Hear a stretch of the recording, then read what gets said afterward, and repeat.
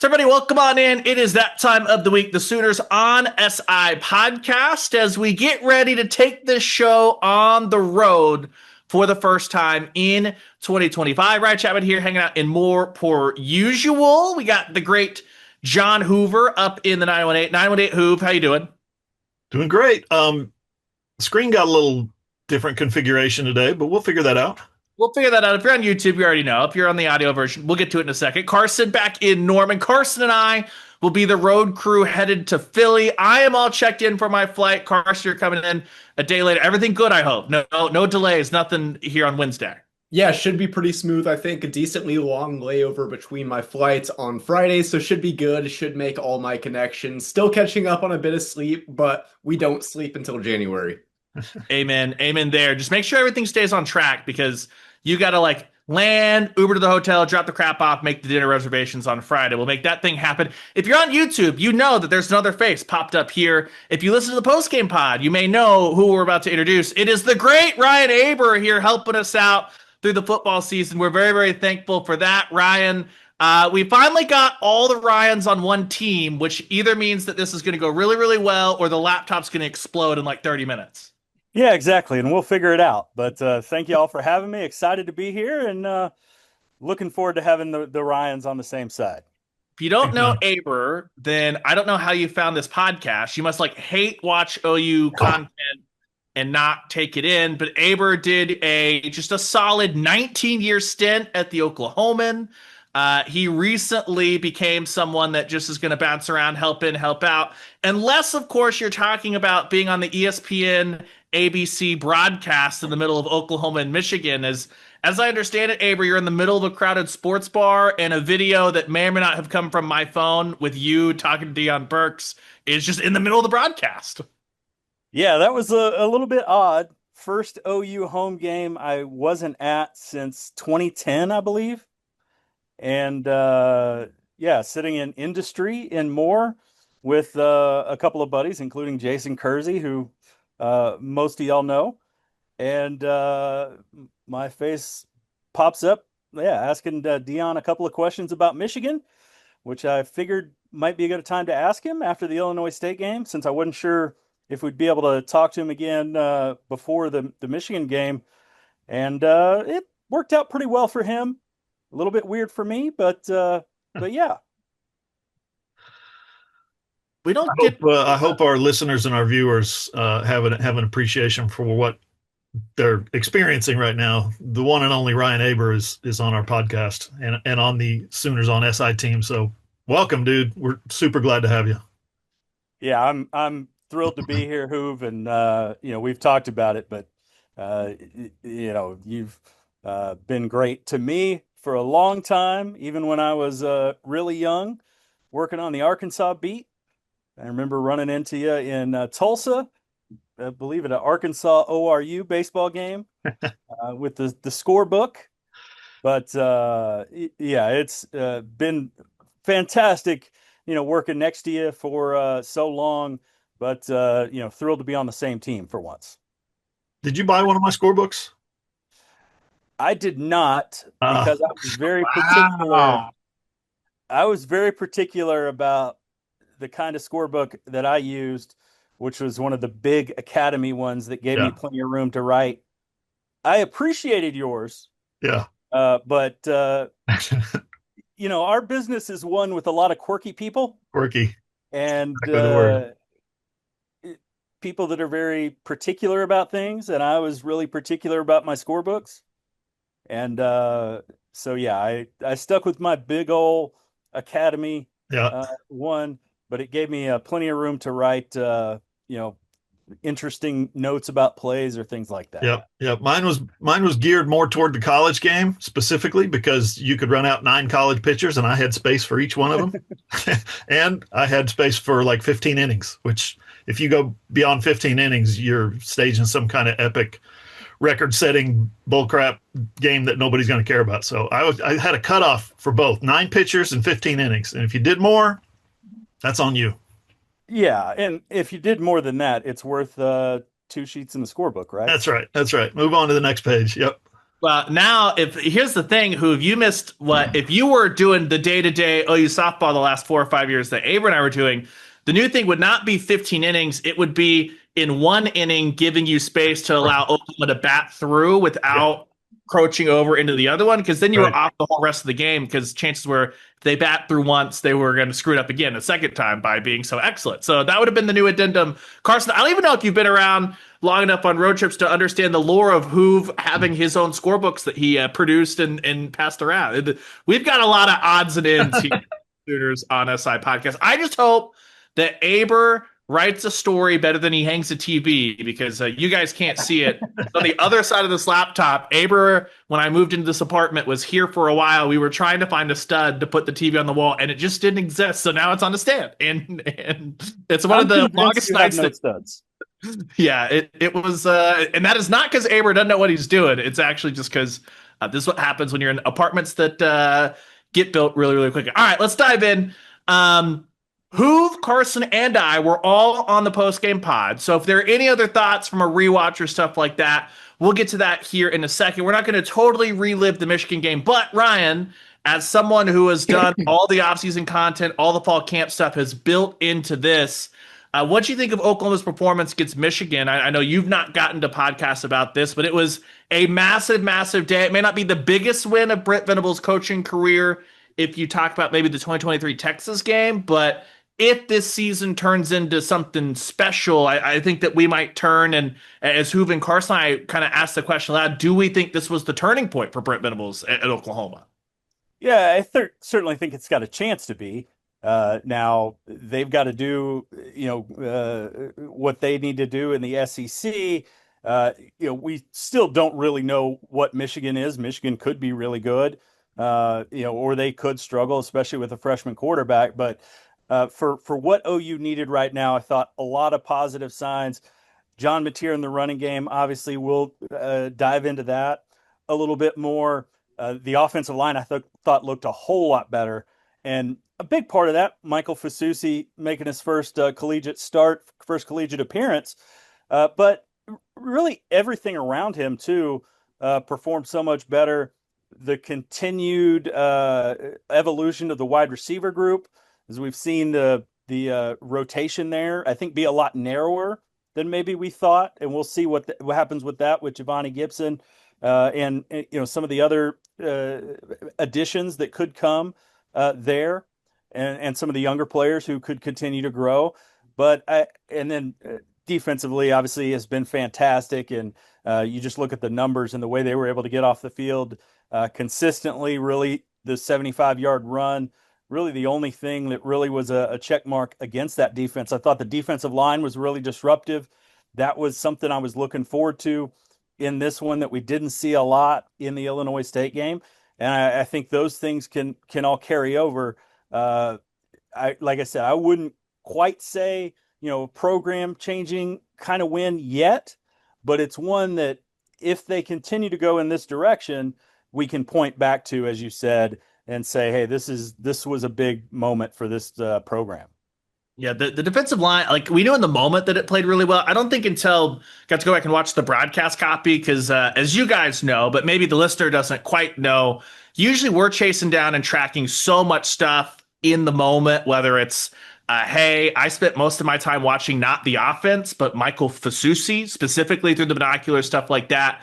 I didn't think I had the proper appreciation for what that defensive line did until you can watch the broadcast copy on the spider cam and just see, oh, yeah, the line of engagement was actually a yard and a half into Michigan's backfield, because they just won over and over and over again. Not to jump around too terribly much, but Carson, you were on the SEC teleconference today. Brent Venables was asked about Giovanni Gibson, who was going to be a piece that maybe disrupts that receiver rotation that Ryan was talking about there. What did Brent have to say about Giovanni Gibson? Not necessarily that we'll see him Saturday against Temple, but it certainly sounded like a good update. It was very positive from Brent Venables about Giovanni Gibson in classic Venables form. A little bit vague, no timetable, but pretty much said things are looking up. He's doing really well in his rehab process, catching balls in practice. So it sounds like he's trending the right direction. Like you said, Ryan, probably a no-go for Temple. We haven't heard anything that says that something else will be the case, but definitely someone that they expect to get back fairly soon. And I mean, with his size, 6'2", 211 pounds, that is a big weapon that can add to what guys like Keontae Lewis have done, Deion Burks, Isaiah Satania. It just adds another depth piece and a different kind of playmaker that maybe the receiver room doesn't quite have right now. Yeah, and don't forget they did this, guys, against Michigan. They made some mistakes. We talked about this on the postgame pod. Made some really big field position type mistakes that cost them on the scoreboard. Okay, we know that. But there also could have been if they cut back on half of those mistakes, could have been an easy, comfortable victory there at the end. They wouldn't have needed a field goal at the end to clinch it, right? It would have already been clinched, and they would have been just trying to wind down the clock. But they're missing some starters on defense still. I mean, Eli Bowen, Gentry Williams missed half the game. Young guys are coming in and playing well. That's good. But you're still missing guys who are a little more experienced, a little more proven. So if they're able to get those guys back healthy in a timely manner, there could be some really, really good moments for this team down the road. Yeah, it'll be one of the big themes of this week is going to be handling success, which we can get into here in a second. On the special teams, Aber, you were there on Tuesday for the Brent Venables press conference, Ben Arbuckle, all that fun stuff. I believe trim the fat might be the phrase that Brent used. Is this one of those things when you look at it and go, Tate Sandell's got to make the kick, obviously, but he made another one later. So I am willing to say, can we give him a couple more kicks to see if it was a kick number one nerves type thing at Oklahoma? And the other thing is, he went into the breakdown of Omasigo and the fumbles. I kind of back Isaiah Satania, who's been a productive punt returner in this conference, to not evolve this thing into a massive fumbling issue. And if so, that they've got other guys that can return and that stuff. Yeah, I mean, Sategna made several big plays on Saturday night. So obviously the one, the fumble really stands out, but he prevented an interception on the defensive side, or on the offensive side. Was a part of a really nice catch there. So I don't think this is something that you worry about either of those guys, Sategna or Tate Sandell, right now. But it's something you certainly keep an eye on. Thought it was really interesting to see Grayson Miller and the job that he did after not punting in the first week. What was it, 4 or 5 punts? I can't remember. All averaged about 48 yards a kick. This is a guy who was a JUCO soccer player just a few years ago, went to UCO, kicked a little bit there, and then now is at OU. And it's one of those stories that, heck, there's a lot of them on this team with Sategna, or not at Sategna, with, Grayson Miller, Owen Heineke and everything that he's done. Maybe throw Jaron Kanik in that with everything that he's done. Just a lot of really neat stories, and Grayson Miller was the most recent. But to get back to your special teams point, yeah, Brent Venables talked about just trim the fat.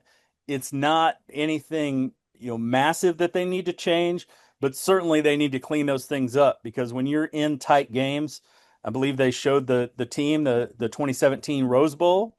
And the way that ended with a blocked field goal that helped Georgia win that game in double overtime, to highlight the importance of these special teams plays that may not feel big now, but could come back and bite you later. Real quick, also, Ryan, Brent has made it a point to mention those guys who nobody expected anything from. Nobody believed you were going to be here. That whole from the punter to the tight end to the kicker the whole thing. The walk-on linebacker, right? Former walk-on. Owen's on scholarship now, of course. But he mentioned it this week on the Sunday show with Toby, on the Monday show with Plank, and he started in on it yesterday a little bit, started down that road, and then realized, I've already mentioned that several times this week. I better go another path. Yeah, I think he's trying to do the, create your own chip on the shoulder type of thing. Nobody believes in us. I get it. And especially given, what they've been through the last 3 years. But these are the stories, I think, for everything that we can mourn about what college football was. I think these are the stories that also highlight some of the positives about what college football has become. Yep. Because you've got guys who are able to have that upward mobility. a few years ago, Grayson Miller might have just been trapped at UCO and stayed there. Now you're able to do what he did and move and make the best of things. Sort of a similar thing for Owen Heineke. And this is something I think we're going to see more and more.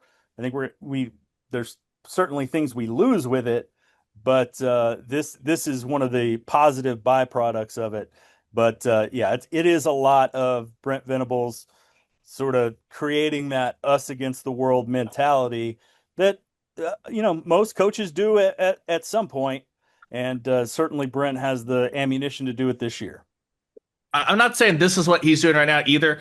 I have been one that in the past, go back a couple of years ago when he had just thrown out a story about, remember it was year 2 when in 99 to 2000 when we kicked stuff up going into the 23 season. I was just like, why would you put that expectation out there? Like, it just seems like a self-inflicted expectation management.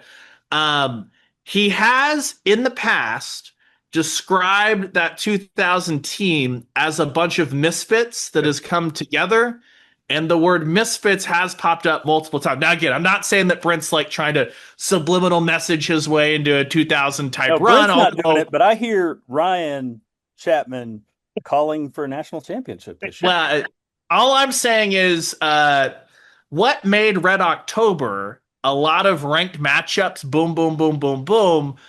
What's going to make Red October, November, and December obviously is going to be the fact that every team they play the rest of the way outside of Temple and Kent State are ranked this week. So you heard it here first. It's just been interesting to see that kind of go. Before we dive back into this year's team and all that stuff, Oklahoma did get its first little nugget of recruiting momentum, or the first tangible thing from the big recruiting weekend that was. 2027 athlete, wide receiver, Damari Dezarin commits to Oklahoma yesterday, Tuesday. Real quick, I just want to read you a couple of numbers just to illustrate what they're going for. 5'10", 170 wide receiver. You might go, well, that's not kind of the tangibles guys or the big physical guys they've gone after. Well, when you look at the fact that his personal best 100-meter time is 10.32, and he posted a 10.39 in the California State Track and Field Championship in 2025. At Nike Indoor Nationals in 2024, he set the freshman national indoor record with a 6.789 60-meter sprint. He's got a 21.04 200-meter sprint. Carson, if you're not going to be big, you better be fast. And he's also got production at the high school level, obviously, not to just read a bunch of numbers off, stuff like that. But this guy, Damari, certainly fast, and it just feels like it's the beginning of what Oklahoma hopes is a trickle-down effect that everyone can point back to and say, they were in the house for Michigan. This is where the big recruiting jolt went. Yeah, and I like that it's kind of following the mold that they have in the receiver room this year, as far as having the speed guys, your Satanias, your Deion Burks, and then you have your big guys. Obviously, OU only has 2 commitments from 2027 right now. They still need to get a, quote, big guy that's sizable, adds that element, but getting someone as fast as him, I mean, that's huge. It's just really big considering the win that OU got, shows a little bit of the product of them beating a team like Michigan at home. Crazy atmosphere. Obviously, tons of recruits at that game. Not saying that he might not have committed to OU if they didn't win that game, but it's probably a pretty good selling point when OU looks as convincing as it did against Michigan. So it's a big get for the Sooners and should start a trickle-down effect, I think. I don't know if Jim Nagy told him he needs to get 2 friends so that they can have the Cali Triplets 2.0 or what that's going to look like. But the Cali Sooners tweet did fire out there. The next big one, at least as far as a date that we know, the 15th, which I believe is Monday, if my calendar is correct. I'm not packed for Philly yet, so I need to get through that before I turn the page. But Peyton Houston, OU's 2027 quarterback target, has announced that he's going to commit on Monday. That's an OU, LSU, USC still in there. He'll be in-house this weekend, or supposed to be in-house this weekend, as LSU takes on Florida, which is kind of, Carson, like you said, massive atmosphere. I think that we've all seen it, guys, on social media, whether it be national media that came in and basically said atmosphere is incredible, whether it be all the Michigan fans who have had a huge outpouring of, it was unbelievable. If you listen to Gabe and Teddy on the Oklahoma Breakdown, Teddy was talking about how the OU radio crew was talking with the Michigan radio crew, and that the Michigan play-by-play guy was basically going on in his post-game and saying The Big Ten screwed up by not just shelling out for Oklahoma when Nebraska also was coming. That the Big Ten really missed out on something that would add a huge, huge element to that league, and certainly with where everything's gone. So the fans did their part, the team did their part, and it kind of sets up a really interesting runway here because now it's kind of like the dream start for Venables and this crew. If you're hearing an off season of hot seat, hot seat, hot seat. Today, guys, ESPN ran a story like the seat's cooling on Brent Venables, John Mateers on all the Heisman graphics, and who something that we kind of talked about during the offseason. The defense took huge steps last year, but when you finish 6-7, right, wrong, or otherwise, people might not have given it the credit. If you go back to the Dane Brugler projected top 50 with R. Mason Thomas, the very first sentence is Oklahoma's defense was still widely inconsistent last year, which just wasn't true. They were inconsistent at the end of the Missouri game, and they were trying to hold this thing together. This is going to give the defense maybe their 15 minutes early in the college football season of being like, look, this OU defense and the transformation that Brent Venables has made really in 3 years, but certainly to year 4, it's been really, really impressive, and they've kind of gotten to love wire to wire since that Michigan victory. Yeah, when you hear somebody like Teddy Lehman say it's some of the best defensive line film he's ever seen as a player or a broadcaster covering Oklahoma, that's some really heady stuff. He said that on the podcast, I believe, this week. And, they're, like you said earlier in the opening bit, they're living in the backfield. A team like Michigan comes to Norman, and you look at the quality of the opponent. Michigan's always going to have good offensive linemen. They're always going to have good athletes in the backfield at receiver and whatnot. They may not have the most dynamic players at the wide receiver position, but they've got playmakers. They've got guys that know what to do athletically. And for Oklahoma to own that line of scrimmage like they did, that tells you right there, yeah, this Oklahoma defense, Brent Venables here's how I'm looking at it. We no longer have to ask questions about the defense unless we want superlatives from Venables or somebody. How great is this defense? How amazing is this defense? How good is this defense becoming? What's their ceiling?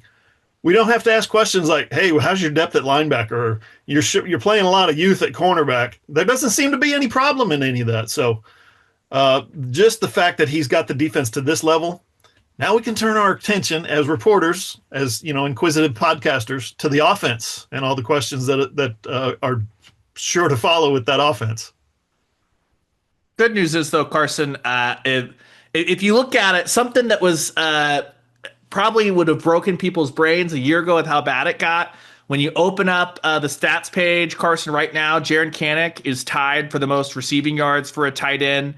Despite the fact that Oklahoma's played 2 games, there's a handful of teams that have played 3 games with week 0 stuff. You have 3 different guys, Deion Burks, Jaron Kanak, and then Keontez Lewis that are in the top 63. I say 63 because that's where Keontez is.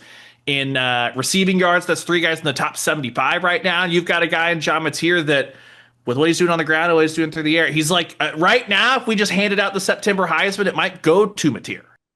Yeah, it very well could. It's one of those things that OU's played one not so great team and one team that we all think's pretty good. We don't know exactly what their ceiling is, to Aber's point, but a good team. But either way, I mean, just night and day from what this offense was last year. I mean, you look at the receiving stats. This is what is most staggering to me. Bauer Sharp led OU with 324 receiving yards last year. This year, 3 players already passed 150 yards, halfway there, and we're only 2 games into the season. That's pretty remarkable, and Mateer's been fantastic. Obviously, got to stay healthy. That's a big thing. But assuming he does, I mean, he's right up there with the top of the list for Heisman. But some other good quarterbacks in this league. That's going to be interesting, as Mateer, obviously not facing off in a literal sense, but facing off against Garrett Nussmeier, Lenoris Sellers, Arch Manning. I think the verdict's still out on him. But to my point, a lot of good quarterback play in this league. You're not going to mention Jackson Arnold in that group, Carson? Jackson Arnold, too. Yeah. And I mean, the difference in Jackson Arnold, and I still believe, again, that Jackson Arnold has a chance to be a really good player, but John Mateer is much more experienced at this point, and you can see the experience sort of dripping out of him. I mean, from some of the throws that he's made, the poise. I mean, I thought that play, where was it? I think it was in the second quarter when he eluded. It looked like a surefire sack, was able to elude it, make a really good throw downfield. He's throwing it into some tight windows with great confidence. I think he's building confidence in those receivers, and I think that while the limited wide receiver rotation has been sort of surprising to me, at least, uh, you can see the payoff of it just in the way that he's built with that rapport with Deion Burks, with Isaiah Satania, and with Jaron Kanik, and it's really paid off. And I think looking toward this Temple game this week, two great quarterbacks. The Temple quarterback, I believe, is at the top of the QB rating nationally. But also, you just remember what the offense looked like last year against Temple. They won 51-3 in that game, but we still left. I still left. I won't speak for anybody else, but you still left being like, "Oh, this offense could be in trouble." That's certainly not the case now with what they've been able to do. Not that there aren't some holes that they need to fill, particularly in the run game, but the fact that John Mateer has been able to do what he's been able to do just really elevates this offense to another level. Yeah, Mateer, I looked up some stats this morning. After 2 weeks of the regular season, plus 3, like Ryan said, for some others, he's 7th in the country in the category where he led the nation last year. Okay, so through 2 games, he's 2nd in the country in points, total points responsible for. I'm sorry, 6th in the country in passing yards, 7th in points responsible for, 2nd in passing yards per game, 380 yards per game, and he's 2nd in the country also in total offensive plays. All right, so those are all nice numbers, except the last one, you're like, wait, why is he running the football so much? So there's a little bit of concern there. That's one of the things I wrote about today as well. But let's see, SEC Player of the Week, the Davey O'Brien Grade 8, the Earl Campbell, Tyler Rose, National Player of the Week with, kid with Texas ties. He's having a heck of a start of this 2025 season. Everything you want there. If you want to read more about not just John Mateer's legs and how he used that against Michigan, Carson wrote about that. Oklahoma Sooners on SI.com. Aber had a story yesterday, the takeaways from the Brent Venables press conference, where John Mateer, his legs, his usage, stuff like that. Talked about that a bunch. And like Hoover said, he's got a column on that as well. Oklahoma Sooners on SI.com. It flips us to, I think part of the good news about that Michigan win, too, is not only did Oklahoma come out and look dominant defensively, not only did they come out and you saw a lot of improvement in the offensive line, and whether the traditional running game, and by traditional, I just mean like running backs running between the tackles, was what you wanted it to be or not. I think right now Torrey Blaylock has the longest run of running backs with 11 yards. That came against Illinois State, but you don't go on a 16-play drive, even though they ended a field goal instead of a touchdown, and play keep away for 8.5 minutes if you're not having your way to a certain extent up front, whether that's 5-6 yards per carry, like a clip like that at the very, very end there. There's still room for improvement, which I think is the good thing. This wasn't like the stars aligned for Oklahoma, and that's how they beat Michigan. It was they overcame some turnovers. They overcame not just special teams turnovers, but the roughing the kicker and missing a field goal. And the Jaden Ott drop kickoff meant that they were behind that field position flip, stuff like that. When you go into this week, it kind of becomes Carson, I'll go to you first. There's a couple of different things we can hit. What do you most want to see from Oklahoma out of this Temple game, the offense specifically, that says they're continuing to take steps? Because whether it's offensive line cohesion, the running game, do you want to see them kind of force their hand with Ott or whatever? Or Michael Hopkins Jr. was asked about as a guy. We haven't got to see any of the development dividends from that as well. It feels like there's a lot of things Oklahoma could still get out of this Temple game, other than just obviously you want to win if you're Oklahoma and move on to the next. Yeah, there's definitely a lot to gain, even though OU, I think they're like 25, 26-point favorites at this point. There's a lot that they can gain. I want to see a lot on the ground from guys like Javonte Barnes, Torrey Blaylock, Jaden Ott. I felt like Barnes, he must have listened to a lot of the criticism he got in week 1, because even if his stats weren't just amazing, he looked a lot more crisp in the backfield against Michigan. He played a much better game. Blaylock's been pretty impressive as a freshman.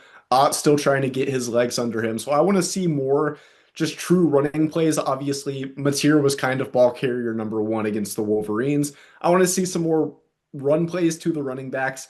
And then I also want to see some guys get some rest, see some of the backups get some time in, like Zion Kearney. Haven't really seen him this year. Some of the other receivers, Raggins, carry on. I mean, people have bragged about, especially Carry On and Kearney, people bragged about them throughout the offseason and how good they were. So it's a little weird to me we haven't seen them, but that's also a testament to how well the starting group, Satania, Burks, Lewis, how well all of them have played. Obviously, Jaron Kanik too. So I just want to see some of those depth pieces get some time. Elijah Thomas, another guy we haven't seen despite getting rave reviews. He still has not played as a college player, so I want to see him. But more than anything, I want to see depth and that a lot of different people can do it if the worst happens and injuries occur. Yeah, I'm right there with you. I think, you know, you look at Temple and yes, they've outscored opponents. What was it, 97-17, I believe, something like that. But we're talking about Howard and UMass. So let's not like talk this up as, OU's biggest challenge to date or anything. There are challenges to going on the road and making a start there. But I think one, you want the defense to continue to shine and show success at all levels. I think maybe one of the biggest surprises of this defense has been the depth that we've seen at linebacker. And I know, obviously a lot of talk about Owen Heineke and everything that he's gone through, but I think he illustrates the kind of depth that I didn't think that I didn't know that they had there. With obviously Omasigo and Kip Lewis, Kobe McKenzie, we knew about those guys, but you're seeing some different kind of looks and the ability to go 2 and 3 deep and still be productive. So I think that that's important. I'm with you on the running game. I really thought Javonte Barnes played exceptional the other day, even with not having big rushing numbers. The blocking, I believe he was, if you look at PFF's run block metric, he was third behind only Logan Howland and Michael Fasusi on this offense. And I think if he's continued to use like that, I think that's going to be really intriguing to see, especially as Torrey Blaylock continues to grow and as, OU leans on Jay Knott a little bit more. But they certainly need to establish that ground game and do it in a way outside of running John Mateer, because that is really hard to do week in and week out. Yeah, and I'll add to that real quick. With the running back situation, Barnes, I think if I heard correctly, I think it was Monday. I was listening to somebody talk about it, and they said that they looked it up on PFF. He ranks second in the country among running backs in blocking. That's pretty good. That's some John Riggins type stuff right there. Also, a quick clarification on something Carson said. Elijah Thomas hasn't played yet in college on offense. He has played 23 snaps on special teams. So, yeah, he is getting time. I did see him on the field the other day, last week. But the thing I want to see out of this Temple game, I want to see somebody get double-digit carries. Is that asking too much? So far, Torrey Blaylock got 8 and 9 in his back-to-back games. Javonte Barnes' high has been 7. Xavier Robinson got 8 against the first one, against the first team, the first Illinois State. I'd like to see somebody get 16, 18 carries and go for 120 yards, pop one somewhere. They've had a 100-yard receiver in each game, different guy, 100 yards receiving in each game. Haven't come close to a 100-yard rusher yet. Yeah, that outside of John Mateer, of course, we're talking about the running backs. Mateer had 19 carries against 74. Yeah, I mean that's not close to 100. It's, yeah. I think if you take out sacks, I think he was almost close to 100. 82 or 83 yards, something like that. Yeah. So here's the other thing too. Like we talk so much about John Mateer, how sustainable is 19 carries per game. And again, I'm not saying that you want to have him get hit 19 times in SEC play, but 6'1", 223 pounds. That's Jalen Hurts. That's not John Mateer. Jalen Hurts is 6'1", 223 pounds. He took some hits and took some hits and took some hits all throughout SEC play. John Mateer is actually 6'1", 224 is what he's listed at. Maybe because John Mateer doesn't have the years and years and years of backlog of squat data where we've seen him do the squat videos or headed to the locker room afterwards. But I think it's one of those situations where I don't know if it's just because John Mateer just did it at Washington State or things like that.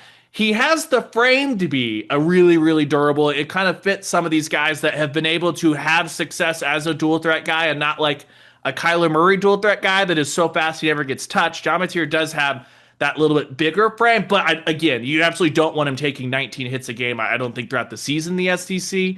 But that is one thing to notice that as he's talked about, there have become moments in big third downs and stuff like that where you got to be tough and stuff like that. I'm not as concerned with him there just because he does have those big, powerful legs. I think, too, part of in the background of everything that we've been talking about here with the running game is from game 1 to game 2, you had three new offensive linemen, guys that didn't play in game 1, Fasusi, Ozida, and Derek Simmons came back in. 4 new starters when you throw those 3 guys straight into the starting lineup, plus the flip-flop with Jake Michela. Fasusi had talked about he got rolled up on after the game. I don't know if they get to like Monday or Tuesday and things are still pretty tender or if he's going to be good to go. But regardless, I feel like once you have a performance like that, Bill Bedenbaugh, Ben Arbuckle, DeMarco Murray, they can sit down and say, here's the 5 guys up front. Here's what they do well.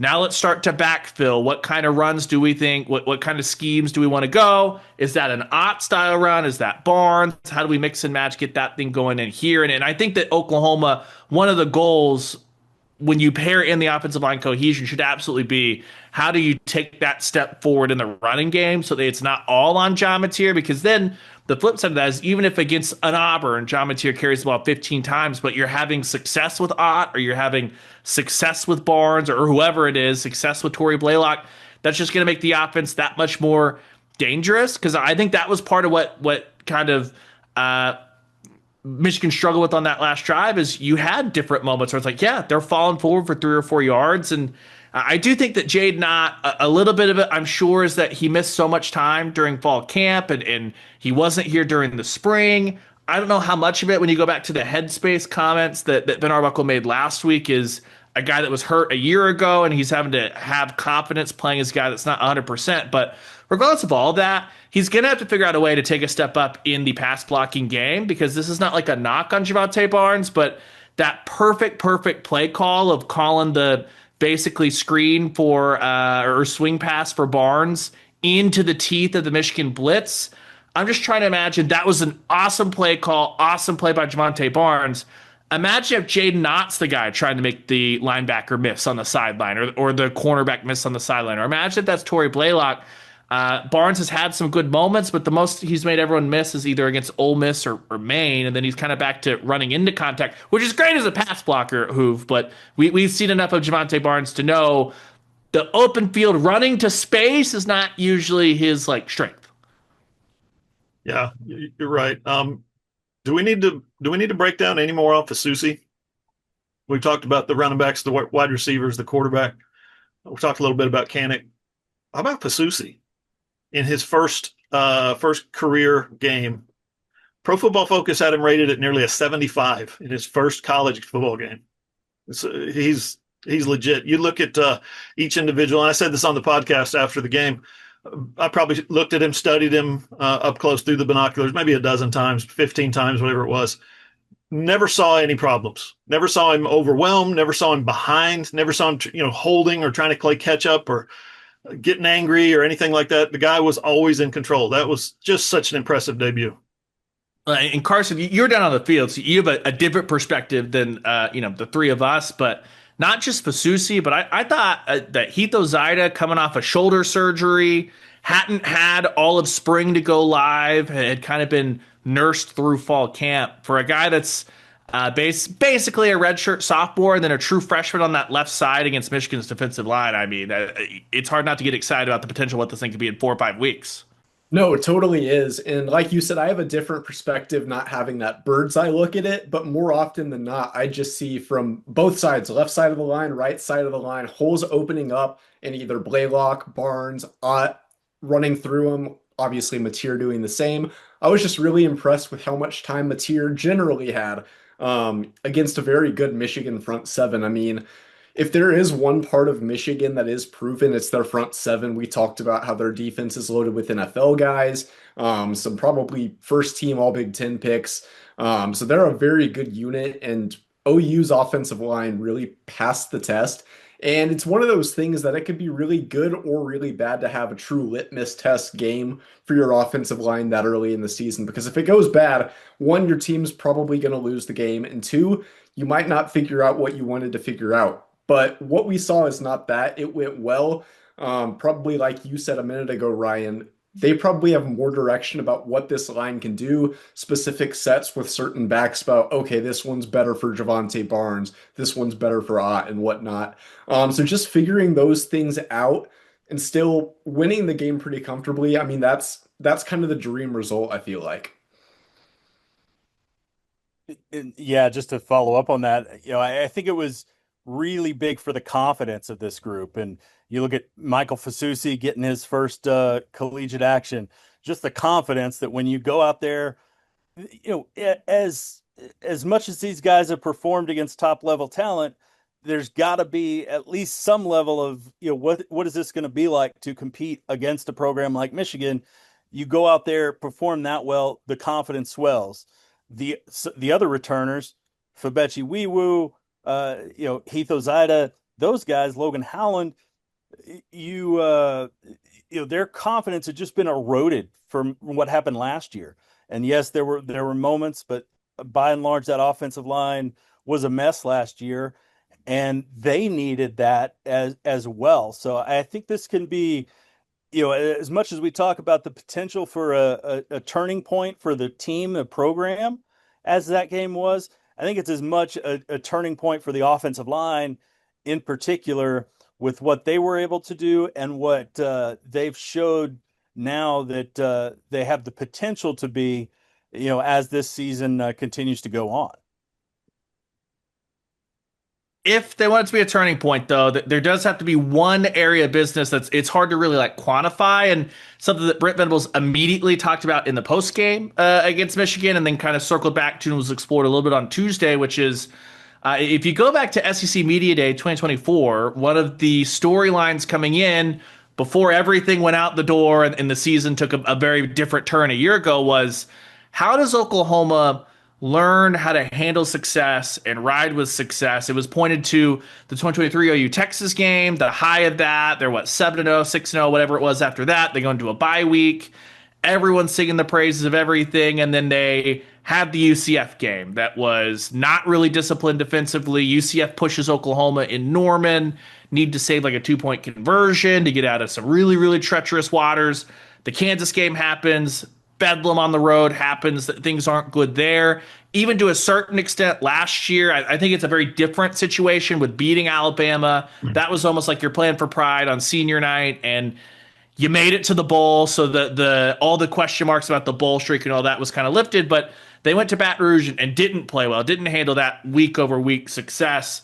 This is one thing that Brent's talked about, never was really in that spot in 2022 because they were just trying to figure life out in year one under Venables, all that stuff. But this is one of those spots where I don't think you're going to be tested as far as should Oklahoma be worried about going out and losing to Temple? But that's what we thought about UCF a couple years ago. The Temple team I don't think is as good as that UCF team. But for you, when you're looking at this week against Temple, what is that? Is it as simple as the defensive line still cracking skulls? They handled the success well enough, or cover, dominate? What are you looking for to see if they've taken that first step in that direction here this week? Yeah, it's a good question. The defense needs to absolutely dominate the line of scrimmage like they did against Michigan. I don't think that's asking too much to go on the road to the Link in Philadelphia and dominate the line of scrimmage against Temple. I think that's probably first on your checklist. If that doesn't happen, all of a sudden now you're questioning guys, hey, how motivated were you during the week? How focused were you during the week of preparation? Did you sleep through film prep?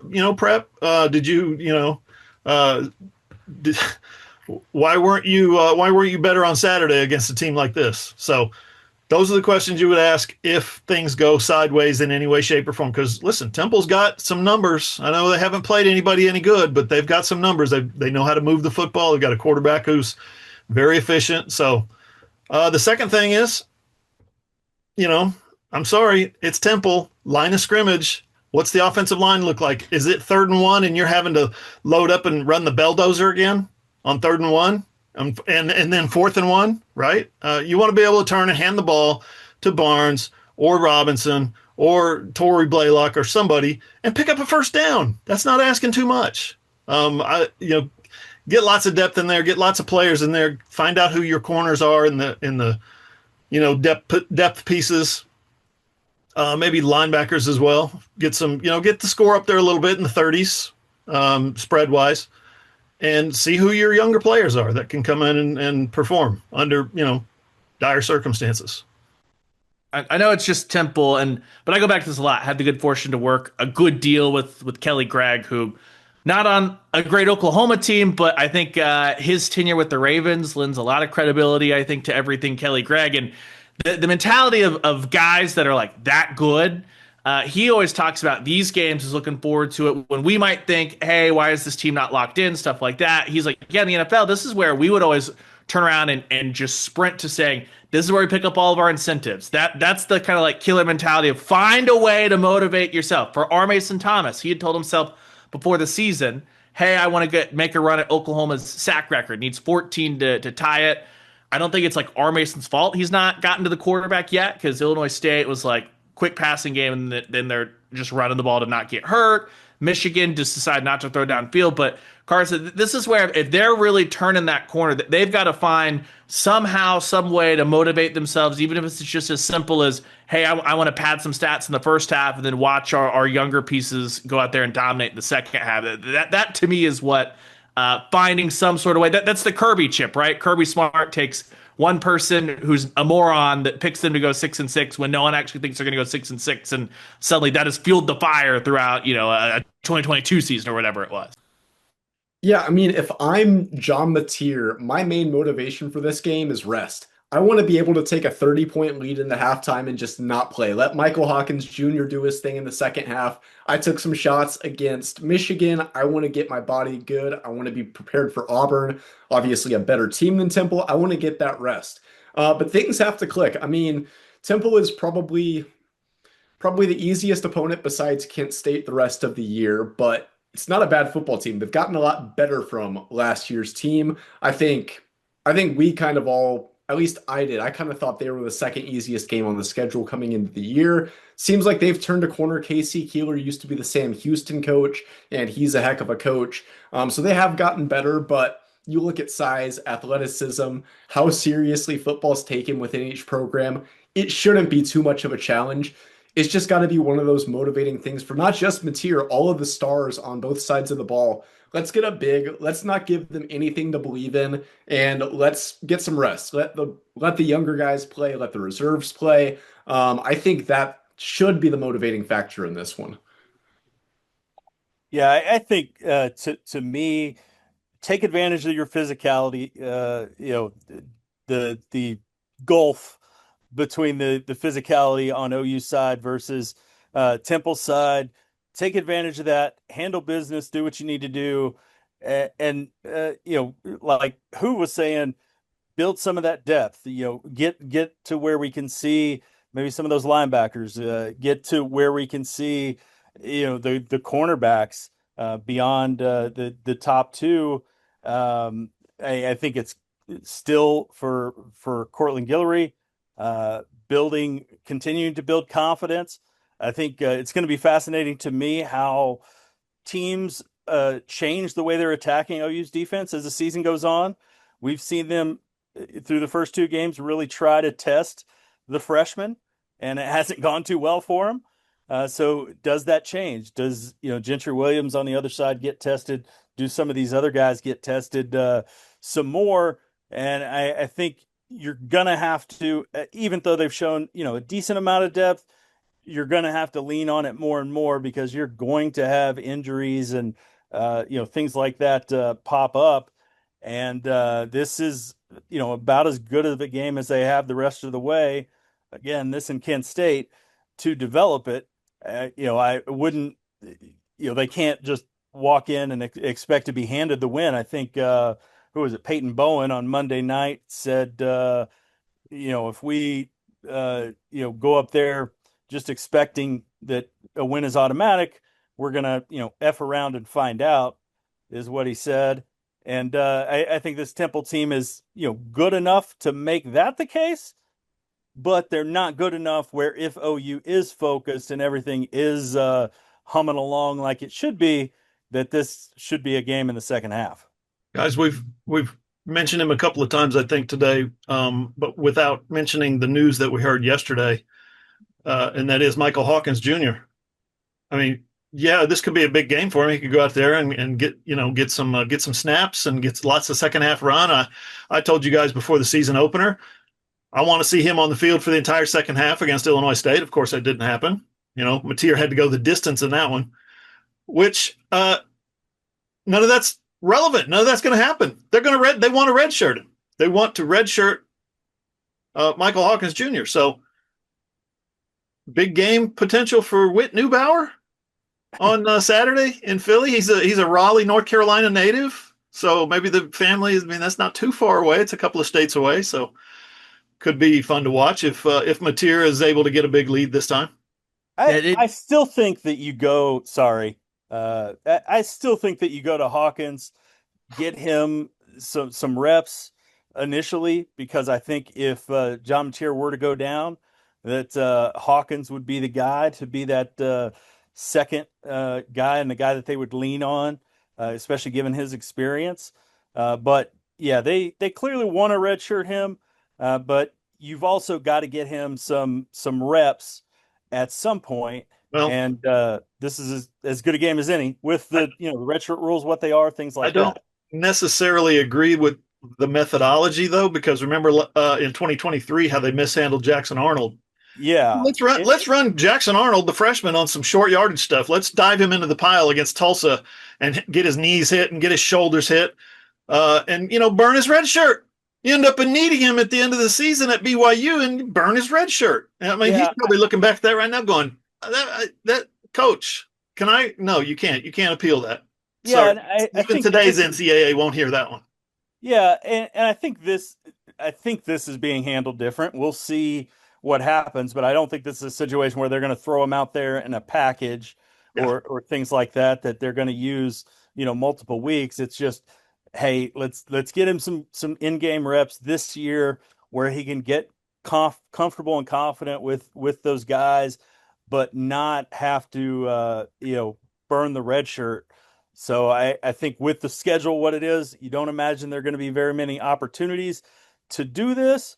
So if there are, you throw them out there. But I would hope that OU learns something, even though the offensive staff is different, learn something from the Jackson Arnold saga, because that was not the best way for that all to play out for sure. Whit. It's Great fascinating because there are so many. First off, I think it's an issue that I think Oklahoma fans obviously hope is not an issue, and it's not something that really, really matters. But it's one of those conversations like a Fasusi. If Fasusi's ankle's tender, do you hold him out so he's as fresh as possible against Auburn? I can see the logic on that side. I would sit on the other side as far as you want him to play and build that cohesion and that chemistry, even if it's just for a first half, and then you yank him out early if things are in hand. With Hawkins, I can see like 7 different sides of this. First off, it's a new offense, and as much as we just talked about the confidence that might have been built in that offensive line from the guys that were here a year ago that needed that confidence boost, you want maybe in a new offense to go out and give Michael Hawkins Jr. some confidence in a game like this, where I know that Brent Venables said that they don't want to box themselves in. I don't know if what he means by that is, like we've said, you don't want to throw out a Hawkins package just because it boxes you in. I don't know if that means he doesn't want to throw him out against Temple because he thinks one game boxes him in, or just knowing, hey, if you get to a point by South Carolina where he's having to take big snaps, something's gone wrong, knock on wood, with your starter. And from that point, with this defense and an offensive line that maybe is better, even if it's a guy that, he has experience from last year, but it's not the experience you want. What does that look like? I can see you going, well, he has starting experience in the SEC, and watching this, how could you not have more confidence in your offensive line? And then there's also the weird tangent of, it was not Ben Arbuckle's offense during the bowl game, but he did get to go through practices where Ben Arbuckle was the quarterback coach that was working with them and talking to him. And while Ben Arbuckle wasn't calling the bowl game, he has experience trotting back over to the sideline. And this is how Ben Arbuckle identifies stuff. It's one of those situations that the only way I think we'll know what the wrong answer was is if we get to the end of the season and it's like Mateer played all 12 games. So you could have played Hawkins in the second half against Temple and in the second half against Kent State. Or we get to the end of the season and say, well, Mateer had to miss in the Alabama game, and so if you had not played Hawkins early, you had enough time to go Alabama, Missouri, LSU, and Tennessee, I guess would have been the other one. Maybe it's the Tennessee game, and you have those points. It's one of those things that I only think the right answer that we'll know will be when we get to week 12 and start counting stuff up and going, well, you could have used him here, you could have used him there. It's one of those that I don't envy Brent Venables, but this is one of those things that when you've only been a head coach for 4 years, the only time we can point back to it is the Arnold situation, which resulted in burning a red shirt, essentially. Yeah, and I do recall specifically that week of the BYU game, it was, no, we're not doing that. We're redshirting him.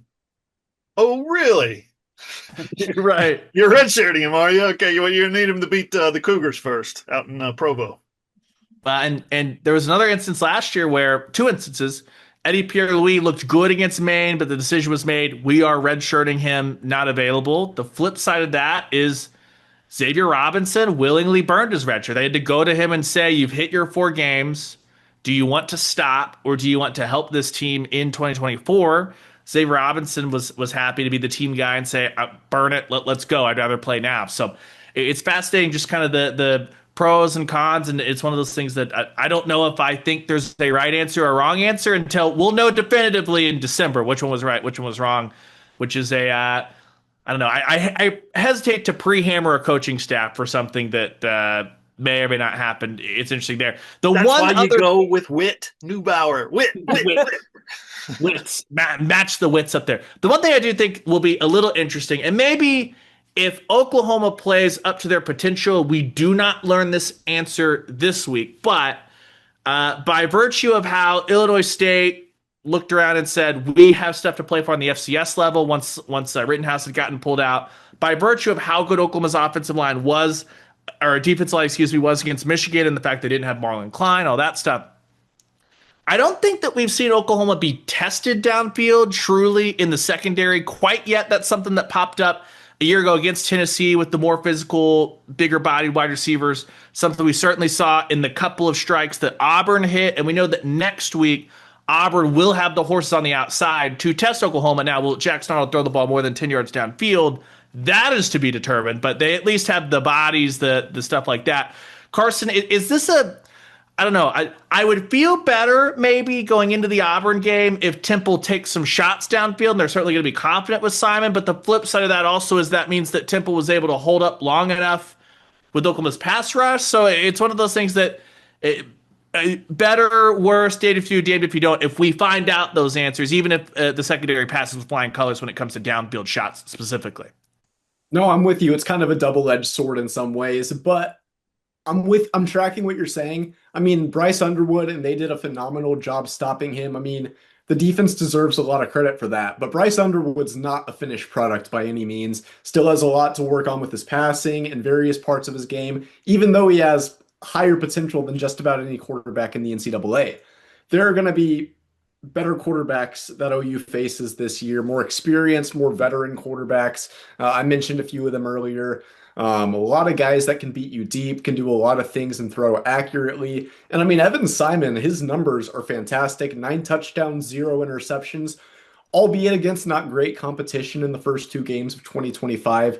But he's looked good. He has an arm. Seems like he is kind of their guy in the clubhouse. So I'm interested to see how they use him, if they kind of take that approach that Illinois State did of, we're not winning this game, but we could still compete for an FCS title. Let's not throw Rittenhouse back out there after the injury.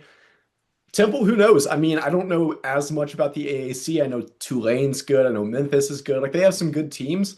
But Temple, if they look like they have the first 2 weeks of the season, maybe they could compete for something in the AAC. Maybe they're down decently big in this game. They're like, you know what? We don't want to risk this. Simon's too good to lose for the entire season. We don't want to chance this. But from an OU secondary perspective, I want to see some downfield shots. I want to see what they can do. Obviously, Guillory's looked fantastic. A lot of the DBs have. I just want to see more of it and some more accurate quarterback throws that OU's defensive backs really have to make plays on. What was the stat that Mike Houck and his staff uncovered on Saturday night? Something like this is the fewest number of yards that an OU secondary has given up since like 1985 or something like that. I can't remember what the number was, but it's absurd. It's like 30 some yards a game passing. Wow, holy cow! Yeah, it's interesting. Oh, sorry. Go ahead, Ryan.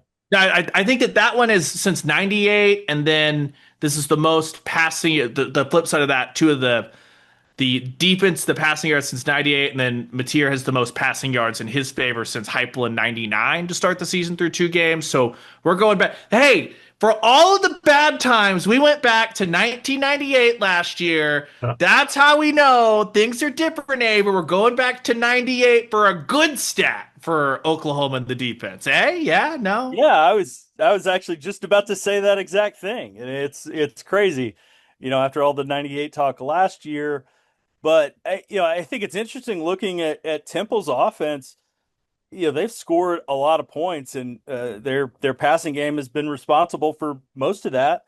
But they haven't hit a touchdown pass of over 29 yards yet through these first couple games. So it's not like they're taking a lot of deep shots. So we'll see if they do that. I think it becomes much harder when you've got a defensive line like Oklahoma's. If they're able to get in the backfield and create that pressure that we expect them to, then they're not going to have time to take those deep shots. So I think for OU, yes, that secondary needs to be tested and needs to be tested, fairly soon. Will get tested against Auburn, but I'm just not sure that this game is the one to really do it in that kind of way because of what Temple's offense is. There's plenty of things that are going to get tested on OU's defensive side, but not sure that that's one of them this weekend, at least. 176 was the opponent passing total through 2 games. So it'll be should be good. Should be good. Aber this afternoon. Depending on when you're listening to this, we're recording it Wednesday. It's 1:40. Just to clock on that, he'll have a story coming out here about some of the defensive mentality and the shift that's happened here. Some really interesting tidbits when Britt Middles talk about Owen Heineke that he'll pull apart. I will tease this. On the radio side of life, we do get to talk to Kobe McKenzie every Monday as part of, we've done that with Stutzman the last couple of years. And it really stood out to me that when asked about Satania's muff punt and stuff like that, he kind of recalls that him and Kip Lewis come ripping down the sideline and they were excited because they were like, that's more reps for us. Yeah. And I was like, man, that is such night and day from the first 2 years of the Brent Venables era, where in year one, I think he kind of got sick of it. I know he got sick of it. By the end of the year, I was asking in a bunch of different ways. It was like, it was bend but don't break until you broke. And then there was an avalanche type thing. How do you flip that mentality and stuff like that? And it really does seem like it's going to be a story for, Peyton Bowens talked about, gave some interesting quotes when Brent was talking about Owen Heineke. There's some different angles in there, but that'll be coming to the site here, Oklahoma Sooners on SI.com. If you've missed any of our content so far this week, which would be shocking because it's been, thank you to everybody. It's been an absolutely incredible kind of couple of days here. We can't keep up with everyone that's rolled through. So whether you're talking about Carson's story on John Mateer's rushing and everybody, how sustainable that's going to be that Hoover and Aber both touched on. A little bit of, I'm going to have a little bit more stuff looking at the running game here at 3 o'clock on Wednesday. So be sure you're hitting us up there as well as all of our Thursday content. Carson and I, we will be in Philly this weekend. So the post-game pod will just be Carson and I. We'll be able to circle back next week with all of Hoover and Aber's thoughts on the game as well as we preview Auburn, and that'll be kind of crazy. 1/3 of the way through the year, going into Oklahoma's first bye week, a first SEC game behind. That'll be nuts, but not to get too far ahead of it. I'll open up the floor. Is there anything else that we've hit on or missed that needs to be pulled apart a little bit extra here before we dip out of here for this week? Not to go full Shannon Terry on 3 on you guys, but we're not done hiring. Just saying. We're not. I may have some news for you coming up very quickly. I'm not acquiring another site or shocking the world like that, but As long as said hire isn't named Ryan. Yeah, well, good call. 2 is okay. 3 is a little bit tough to deal with. Would get confusing. Does make that difficult. Hey, real quick, elsewhere, Oklahoma baseball yesterday, their SEC opponents were announced. You have that out there. Oklahoma has also announced / confirmed some of the phase 1 renovations out at LL Metro Park. I hope everyone liked Section 405. That one is going to sunset so they can start doing some of the work that they have planned out there in the outfield. Very, very needed and well earned for that program and Skip and everything that he's done. I will throw it here. You guys may see, if you're watching on YouTube, there's this Atlanta Braves helmet over here. Drake Baldwin has been fantastic. He will probably finish second in NL Rookie of the Year, though, because Ryan Aber, there's a cubby out there with some OU ties that is absolutely shredding right now on Chicago. Yeah, I think there's a lot of concerns with the Chicago Cubs, and I could probably talk for an hour about those hitting the rest. That's a different podcast. Yes, but Cade Horton, this is an OU podcast, so we can talk about that. Yeah. Cade Horton has been phenomenal since the All-Star break, and you look at the numbers that he's put up, have just been off the charts. And I did not expect him to be the Rookie of the Year, but he certainly looks like he's running away with it right now with what he's done in the second half of the season. And hopefully he can lift the Cubs not only in the playoffs where they should be, but beyond that, because they've certainly got a chance in a fairly wide open National League right now. Helps if you turn your microphone on, Ryan. Yeah, me, Ryan, not that Ryan. Yeah, that's one of those things that you look at it, and when you think about all of that, and then what Skip's got going on, we know what he is as a pitching coach, but it also doesn't hurt whatsoever that if you pull up, the Nationals, they're rocking and rolling there. Kate Cavalli's had some good starts out there for Washington, so. It's a spot where, much like when you look at Oklahoma basketball and they held a big recruiting weekend and having Trae Young, Buddy Hield, Jeremiah Fears back in, it's never going to hurt that right now betting favorite out there in Chicago to be your NL Rookie of the Year with Drake Baldwin kind of trailing behind. So good news there, certainly on the baseball front. Today at 2 o'clock, so this will already have happened by the time you listen to this, it'll be softball's turn. They're going to get their SEC opponents. I just got word that that's going to happen here at around 2-ish. So if you're looking forward to who's going to be in Norman, where is Oklahoma softball going to be hitting the road, all that stuff, at least the SEC side of that will be out here shortly. Other than that, like we said, all of our game day coverage, look for some other news and notes, some other announcements, personnel, KYP around here at the Sooners on SI Crew. But until then, Carson and I will talk to you guys out there in Philly, and then next Wednesday for the full pod. For Aber, for Carson, for Who, I'm Ryan Chapman. We will talk to you guys next weekend.